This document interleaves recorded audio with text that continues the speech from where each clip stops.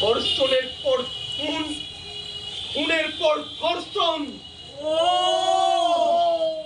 কি বিভৎস! কাশি উড়ে যাচ্ছে আমার আওয়াজটা শুনে।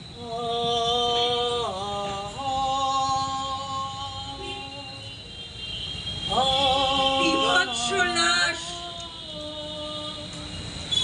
ধর্ষিতার লাশ, তিলোত্তমার লাশ। হ্যাঁ, আমি সেই মেয়ে তিলোত্তমা, এই বাংলার মেয়ে তিলোত্তমা, এই ভারতবর্ষের মেয়ে তিলোত্তমা, গোটা বিশ্বের মেয়ে তিলোত্তমা। আপনার আপনার ঘরের মেয়ে তিলোত্তমা। তিলোত্তমা আজ লাশ হয়ে গেছে, এক ধর্ষিত লাশ।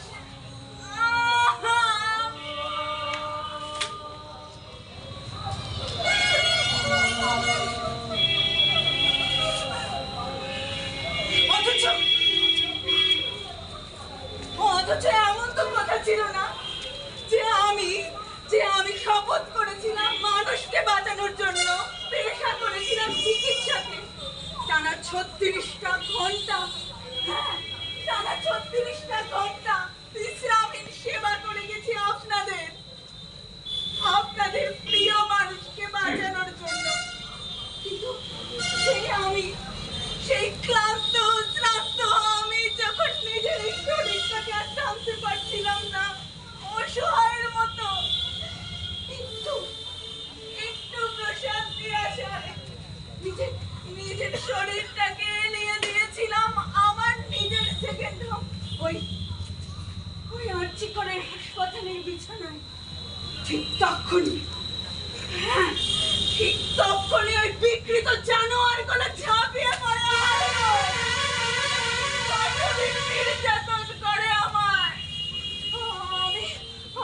আমি ভয় কুঁকড়ে উঠি। ওরা তবু আমাকে রেহাই দেয়নি। আমি বাঁচার জন্য চিৎকার করতে চেয়েছি। ওরা আমার মুখ চেপে ধরেছে, প্রবল শক্তিতে ভেঙে দিয়েছে আমার কোমরের হাড়।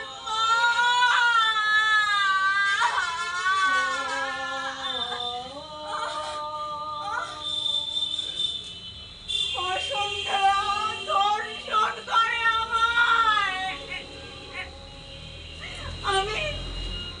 আমি প্রবল যন্ত্রণাতে কাতরাতে শেষ হয়ে যাই।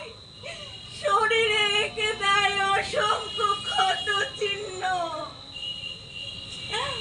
ধর্ষিতা লাশ হয়ে তিলোত্তমা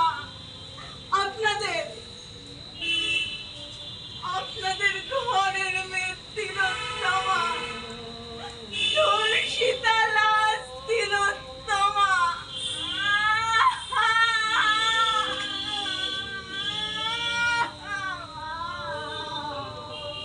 তিলোত্তমা লাশ হয়ে গেছে, ধর্ষিতা লাশ।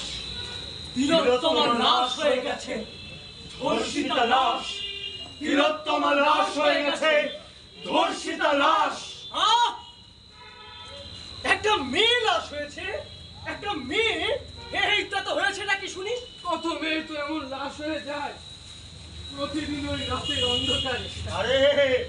আরে সরিয়ে ফেলো লাশটাকে, তাহলেই ভোজবাজি সব শেষ। আর না পারতো সব নষ্ট করে দাও, সমস্ত প্রমাণ। তাহলে বিচারের বাণী মুখ থুবড়ে পড়ে। কি দরকার এসবে? বরং চারিদিকে খবর করে দাও যে মেয়ে ছিল দুশ্চরিত্রা, রাতের বেলায় মদ খেয়ে আর বেলের নাম মনে করে। আর এটা প্রচার করে দাও, এটা আত্মহত্যা, অনিবার্য আত্মহত্যা। হ্যাঁ, আত্মহত্যা, অনিবার্য আত্মহত্যা। তিলোত্তমা আত্মহত্যা করেছে, তিলোত্তমা আত্মহত্যা করেছে, তিলোত্তমা আত্মহত্যা করেছে।